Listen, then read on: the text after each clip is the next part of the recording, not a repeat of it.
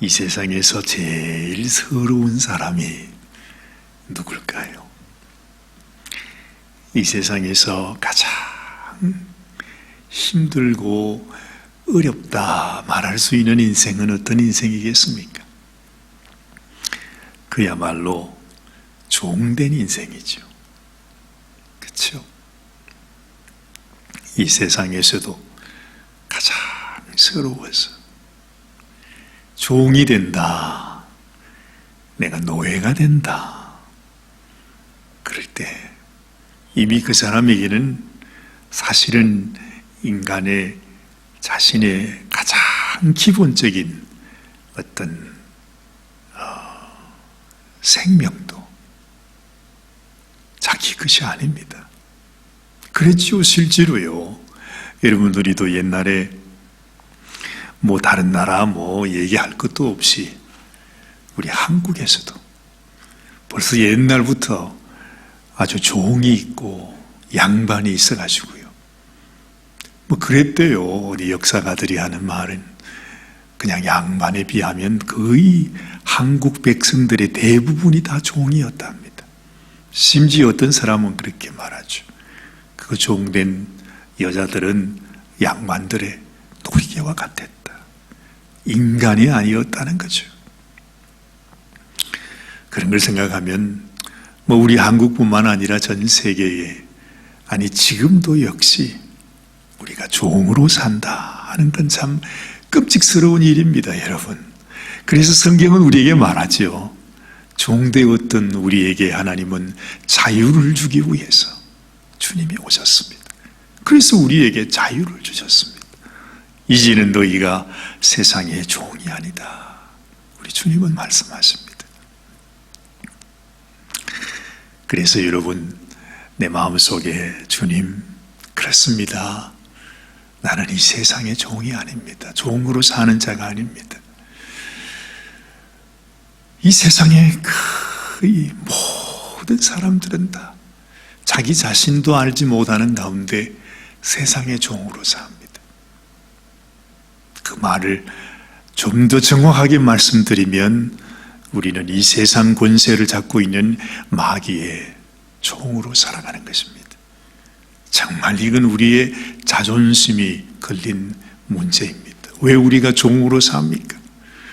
절대로 하나님은 우리가 종으로 살지 않도록 하기 위해서 우리를 구원하셨다는 거죠.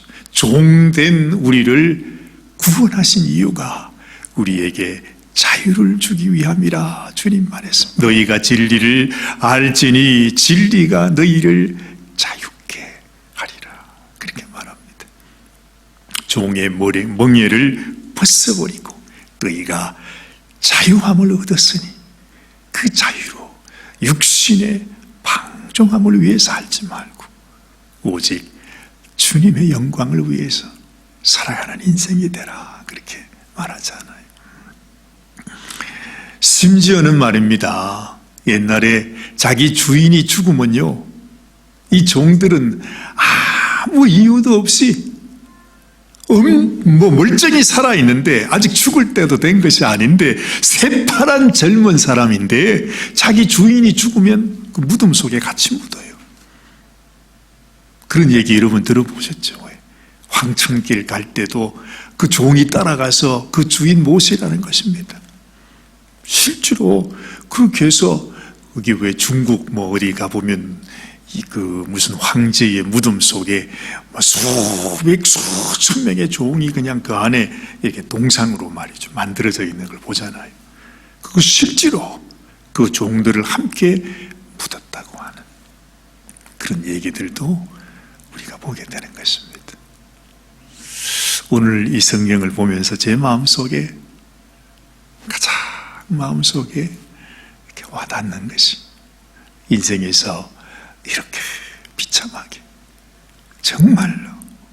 정말 말할 수 없는 고통 가운데 살아가는 사람, 그 종의 이야기를 하시는구나 하는 생각이 드는 것입니다.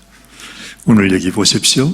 오늘 18절 말씀에 사환들아, 그렇죠. 이 말은 바로 종들아, 그렇게 말하는 것입니다. 이 베드로 사도가 그 당시에 초대교회 성도들 가운데 이제 자유함을 얻었는데도 그들 가운데 종들, 사관들이 많았습니다. 이 사람들은 여전히 노예와 같은 삶을 살 수밖에 없는 그런 인생입니다. 그런데 그들을 향해서 이렇게 말씀해요. 범사에 두려워함으로 주인들에게 순복하되 선하고 관용하는 자들에게만 아니라 또한 까다로운 자들에게도 그리하라. 이거 너무 억울한 얘기 아닙니까, 여러분? 그렇게 세상에서 종으로 살았으면 이제는 너희가 종이 아니야. 더 이상 너희가 종으로 살지 마. 주인들에게 억압받으며 살지 마. 너희들은 해방해야 돼. 나오라 그러면서 말이지. 우리가 주인들을, 저 부르주아 세력들을 갈아엎고 우리가 세상을 다스리자, 뭐 이것이 예수 믿는 것이 이런 것이 아닌가 싶은데 오늘 말씀이 그것을 말씀하고 있지 않아요. 오히려 그 종들에게 너희가 주인에게 더 섬기라. 아주 까다로운, 아주 그냥 나쁘게 여겨지는 그런 주인에게도 네가 순복해야 된다. 그 말을 합니다. 저는 이 말이요, 한편으로는 이해가 되지만 한편으로는 또 이해가 안 돼요. 왜? 아니, 종들이 예수 믿고 이제 새 삶을 시작했으면 새로운 삶을 살도록 뭔가 새로운 길을 줘야 될 거 아니에요. 그런데 왜 여전히 자기가 주인으로 모시는 그 주인에게 순복하라고만 얘기하는가? 그러면서 또 마음에 깊이 그런 생각이 드는 것입니다. 그렇구나. 우리 주님이 우리를 위해 종으로 왔지. 우리 주님이 우리를 위해서, 종된 우리를 위해서 친히 하나님의 영광 가운데, 하나님 보호자 가운데 함께 계시는 만왕의 왕, 만주의 주가 되시는 예수님께서 우리를 위해서 종이 되셨구나. 그걸 생각해 보면,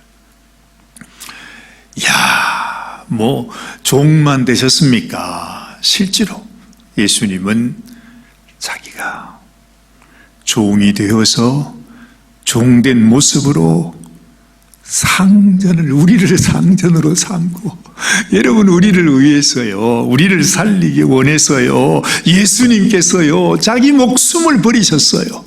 다시 말하면 주인을 위해서 멀쩡히 산 채로 무덤 속에 갇히는 종이 있었듯이 이 세상의 종도 그렇게 산다. 하늘나라의 영광을 가진 예수님께서 우리를 상전 삼으시고 우리를 살리기 위해서, 우리에게 자유함을 주시기 원해서 당신이 무덤 속에 들어가서 우리를 살려내셨다는 것입니다. 그러니 여러분, 이 세상에 어떤 종도 어떤 노예도 그 예수님 앞에서 내가 억울합니다, 그 말을 할 수 있는 사람은 아무도 없습니다. 그러잖아요. 주님 앞에서 나는 지금까지 세상의 종으로 살았는데 하나님, 주님, 내가 당신의 종이 되기 원합니다. 이 세상에서 가장 귀하고 가장 큰 영광은 바로 뭐지요?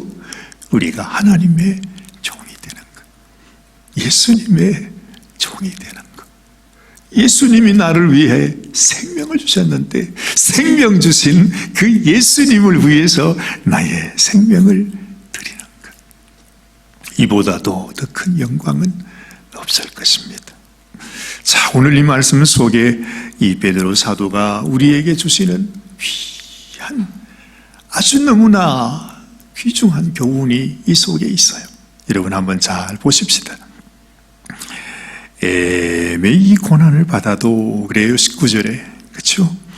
하나님을 생각함으로 슬픔을 참으면 이는 아름답다. 참 하나님께서 아름답다 하시는 그 말씀이 그렇게 자주 나오지 않습니다. 제가 지난번에도 늘 그런 말씀 드렸지요.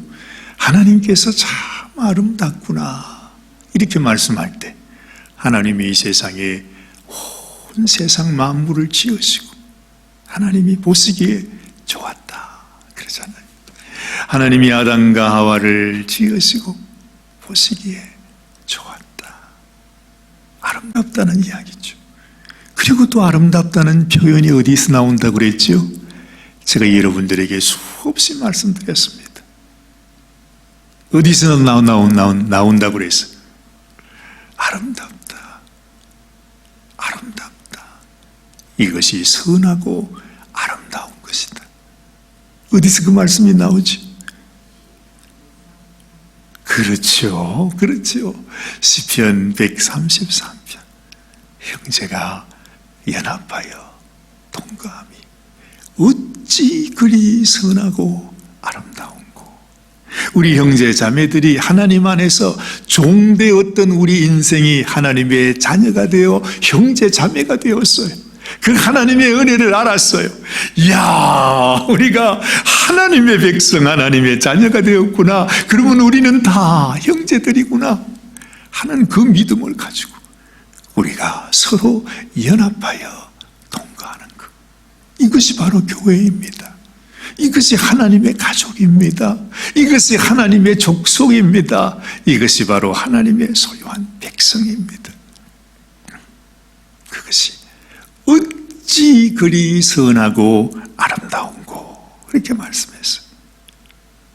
그 성도의 아름다운 교제, 아름다운 연합에 하나님께서 마지막으로 명하는 것이 바로 뭐냐? 영생이로다 그렇게 말하는 것입니다. 영생은 거기에서 선포되는 것이에요. 내가 그냥 내 입술에 주님을 고백한다고 해서 영생이 되는 것이 아니에요. 우리가 하나님의 그 사랑을 알고 하나님이 나를 불러주셔서 하나님의 가족 되게 하신 이것을 알고 우리가 다 하나님의 백성이라고 하나님의 한 가족이라고 하는 사실을 알고 우리가 연합하여 통과할 때 아름다운 교제가 이루어질 때 그때에 하나님께서 우리에게 주시는 축복이 영생이라는 것입니다. 이거 하나만 알면 모든 것이 다 해결되는 것입니다. 우리의 신앙의 핵심이 거기에 있는데도 너무 안타깝게도 우리는 이걸 깨닫지 못해. 그래서 아직까지도 내가 예수 믿는다 하면서 하나님의 은혜를 안다 하면서 정작 하나님이 원하시는 우리가 연합하고 동거하고 서로 뜨겁게 피차 사랑하고 그렇죠. 서로 짐을 서로 져주는 이걸 우리가 하지 못해. 늘 그 반대 일만 하지. 하나님은 연합하라. 하나님은 교제하라. 내가 너희에게 준 이 아름다운 은혜와 사랑과 내가 너희에게 준 이 아름다운 덕을 너희가 나누는 자가 되라. 선전하는 자가 되라. 근데 우리는 그 반대로 행한다는 말이에요. 여러분, 정말로 우리의 마음속에 주님 오늘도 내가 진실로 하나님의 백성 된 자로 주님께 나가기 원합니다. 정말 내가 하나님의 자녀로 살기 원합니다. 하나님의 뜻대로 살아가는 인생이 되기를 원합니다. 이 탄식이 우리 속에 있어야 돼. 정말 있어야 돼.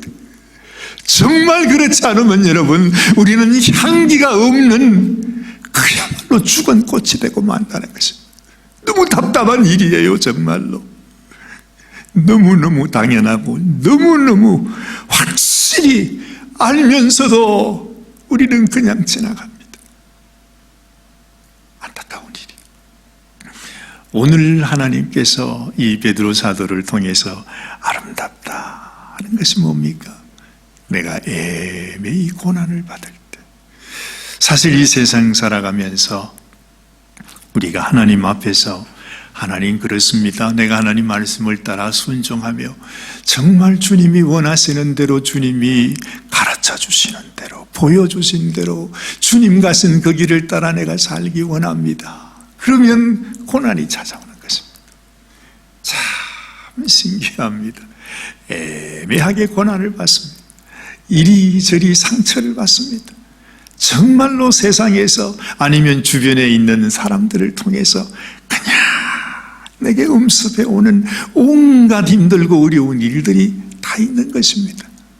그래서 교회에서도 내가 열심히 기도하려 하면, 내가 열심히 봉사하려 하면, 내가 이제는 주님을 위해서 뭔가 하려 하면 내가 타겟이 되는 것이에요.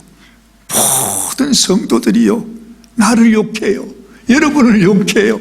세상에 저런 놈이 있나고 말이지. 아니 지가 어디 있어 있다가 이제 나타나가지고서 이러면서 그냥 손가락질이 막 들어옵니다. 참 너무 안타깝지 않아요, 여러분? 그 말이 바로 이겁니다.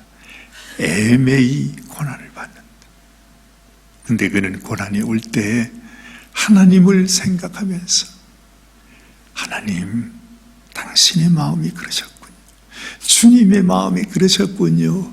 주님이 그런 어려움을 당하셨군요 하는 걸 생각하면서 주님과 함께 우리가 주님의 마음을 품고 그 주님을 생각하며 참으면, 그걸 참을 수 있으면 그것이 아름답다. 왜냐하면 바로 그것이 주님의 심정이었으니까. 주님이 겪었던 그 주님의 아픈 마음을 나도 함께 겪는 것이니 얼마나 아름다워요. 서로 마음을 알아준다고 하는 것이 얼마나 귀한 것입니까, 여러분? 사람들은 몰라도 주님은 아실 것입니다. 네가 나를 아는구나. 네가 내 마음을 알아주는구나. 그래서 너도 나의 길을 걸어오는구나. 그럴 때 주님이 얼마나 위로가 되겠어요. 아무것도 아닌 것 같지만 주님은 여러분 그런 심정을 꼭 기억하세요. 주목하세요. 그래서 그 마음이 우리에게 있어야 되는 것입니다. 자, 애매히 고난을 받아도 하나님을 생각함으로 슬픔을 참으면 이는 아름답다 그랬습니다. 그런데 죄가 있어서 매를 맞고 참으면 무슨 칭찬이 있으리요? 내가 잘못해가지고, 내가 죄를 지어서, 내가 악한 말을 해서, 내가 정말 다른 사람들에게 주님의 아름다운 덕을 나타내지 못해서 내가 세상에서 받는 고난이라면 그게 무슨 칭찬이 있겠습니까? 그렇죠? 그건 고난도 아닙니다. 그건 당연히 받아야 하는 일이죠. 선을 행함으로, 하나님을 생각함으로 고난받는 것, 이것이 소중하다 하는 것입니다. 자, 여기서도 보세요. 오직 선을 행함으로 고난을 받고 참으면 이는 하나님 앞에 아름다우니라. 두 번째, 지금 여기 두 번 나왔습니다. 아름답다, 아름답다. 뭐가요? 내가 선을 행함으로 고난을 받을 때. 그래서 우리는 항상 우리의 고난은 선을 행함으로 말미암아 받는 고난이 되어야 돼요. 내가 선을 행하지 않고 받는 고난이라면 그건 당연히 받을 벌이지요. 그러나 내가 하나님, 주님이 내게 부탁하신 그 말씀, 내가 주님 앞에, 주님이 내 은혜, 내 사랑을 너도 전해주라. 내가 너를 사랑한 것처럼 너도 다른 사람을 사랑해주라, 아껴주라, 축복해주라, 위로해주라, 세워주라, 살려주라. 이런 주님의 말씀을 순종할 때 받는 고난, 아름다운 것이다. 그렇죠? 우리 주님께서 우리에게 가르쳐 주신 것이 바로 이것입니다. 그래서 21절을 보니 이를 위하여, 바로 이것을 위해서 너희가 부르심을 입었다고 그래. 하나님께서 우리를 불러주신 이유가, 어제도 그 말씀 드렸죠. 하나님이 우리를 택하신 이유가, 하나님을 우리를 소유된 백성으로 삼은 이유가, 우리를 당신의 거룩한 나라로 왕같은 제사장으로 삼은 이유가 하나님의 이 사랑, 은혜의 아름다운 덕을 선전하게 하기 위함이라. 그런 말이죠. 그런데 오늘은 바로 이것이 너희가 부르심을 받은 이유라 그럽니다. 뭐가요? 선을 행함으로 고난받는 것. 주님이 나를 위해 그 고난 받으셨듯이 나도 주님처럼 선을 위해서 고난받는 것. 이것을 위해서 하나님이 우리를 불러주셨다는 것입니다. 그리스도도 너희를 위하여 고난을 받으사 너희에게 본을 끼쳐 그 자취를 따라오게 하려 하셨느니라.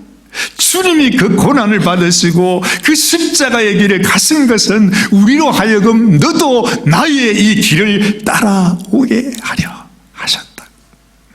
주님의 마음이셨다는 거죠. 저는 죄를 범치 아니하시고 그 입에 괴사도 없었으며 욕을 받으시되 대신 욕하지 아니하시고 고난을 받으시되 위협하지 아니하시고 오직 공의로 심판하시는 자에게 부탁하시면서 친히 나무 위에 달려 그 몸으로 우리 죄를 담당하셨어요. 이는 어떻게 해요? 우리가 죄에 대하여 죽고 의에 대하여 살게 하려 합니다. 우리를 완전한 하나님의 백성으로, 이제는 죄인이 아니라 하나님의 흠없는 하나님의 자녀로 우리를 세우시기 원해서 당신께서 친히 나무 위에 달려 그 몸으로 우리 죄를 담당하셨다, 그렇게 말합니다. 사랑하는 여러분, 오늘 이 아침에 다시 우리 마음속에 기억해야 합니다. 정말 지금은요,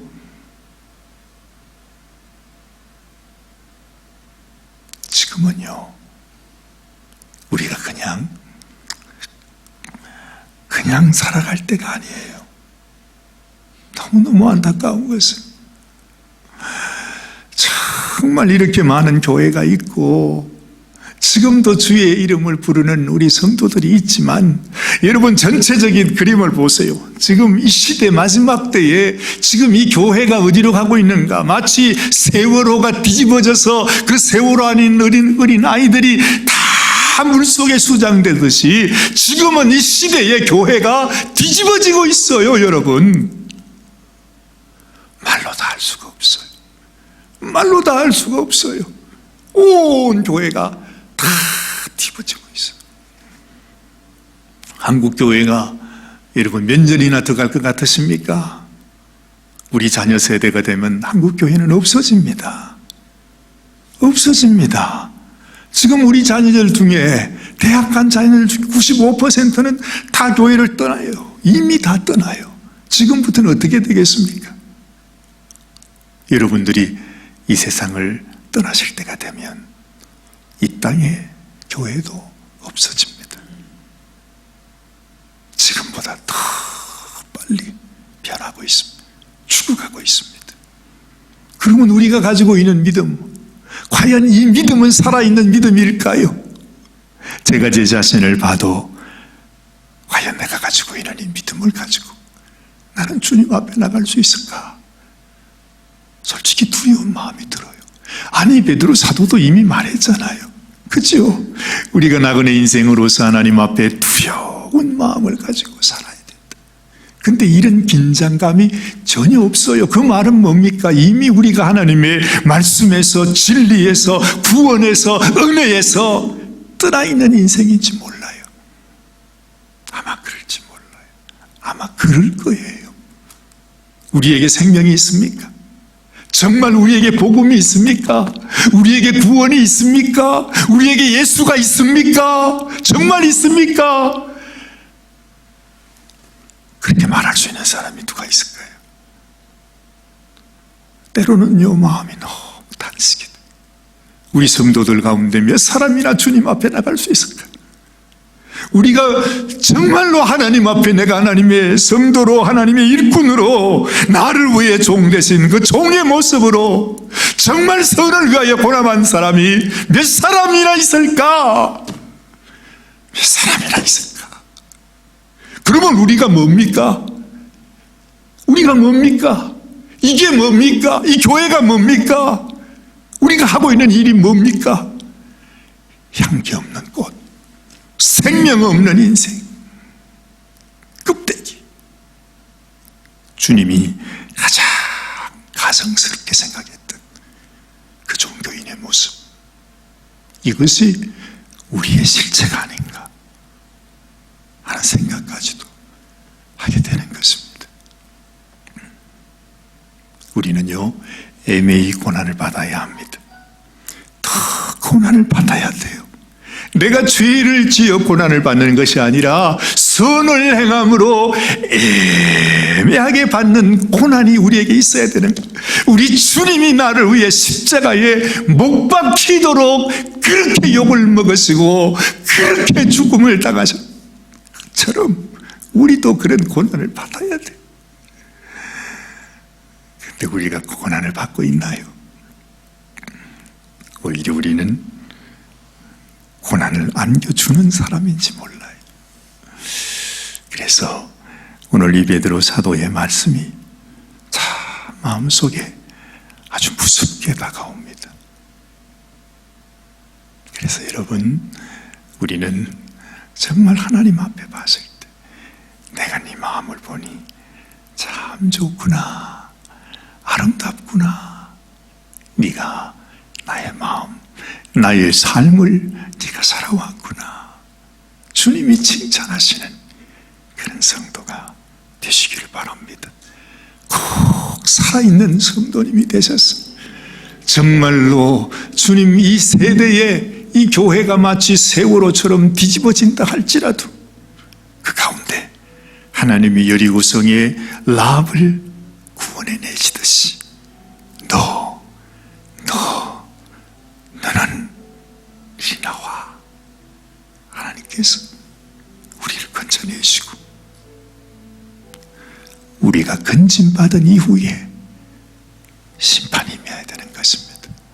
여러분들은 꼭 그런 성도가 되시길 바랍니다.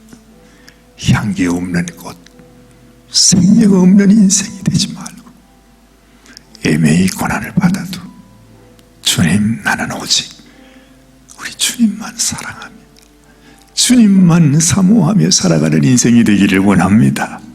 정말 이 마지막 때에 살아있는 보배와 같은 하나님이 아름답다고 말씀해 주시는 그런 성도로 살아가시게 되기를 주님의 이름으로 축원합니다.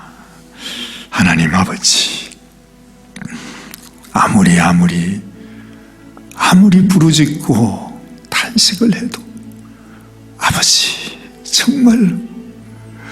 정말로 우리 하나님의 마음을 어찌 표현할 수 있겠습니까? 아버지 하나님이여, 벌써 오래전부터 아버지 땅의 선지자들은 우리를 향하여 선포하여 왔고, 우리 하나님의 아들 예수님이 우리를 위해 이 땅에 종으로 오셔서 우리를 위하여 생명까지 내어주시며 우리에게 살 길을 주셨지만, 아버지, 지금 이 마지막 때에 주님이 오시는 그날이 다가오는 이 시대에 정말로 주님의 마음을 알고 주님의 뜻을 알고 주님이 우리를 왜 불러주셨는지 그 부르심을 따라 살아가는 성도들은 과연 몇이나 될지, 아버지 하나님, 저희들을 불쌍히 여겨주시고 정말로 이 세상 그 어느 누구, 이 세상 그 어떤 칭찬이 아니라 주님이 보실 때 선하고 아름답다, 너에게 영생이 있을지어다. 우리 주님이 축복하시고 또한 주님의 축복으로 인하여 이 세상에서는 오히려 애매하게 고난받으면서, 그러나 그 가운데도 우리가 슬픔을 이기고 하나님을 생각함으로 참으면서 하나님 앞에 아름다운 믿음을 보일 수 있도록 주여 우리를 불쌍히 여겨 주옵소서. 축복된 인생이 되게 하여 주옵소서. 살아있는, 참으로 살아있는 우리 주님과 함께 영생하는 하나님의 백성이 되게 하여 주시옵소서. 우리 주님 예수님의 귀하신 이름 의지하여 간절히 기도드리옵나이다. 아멘, 아멘, 아멘.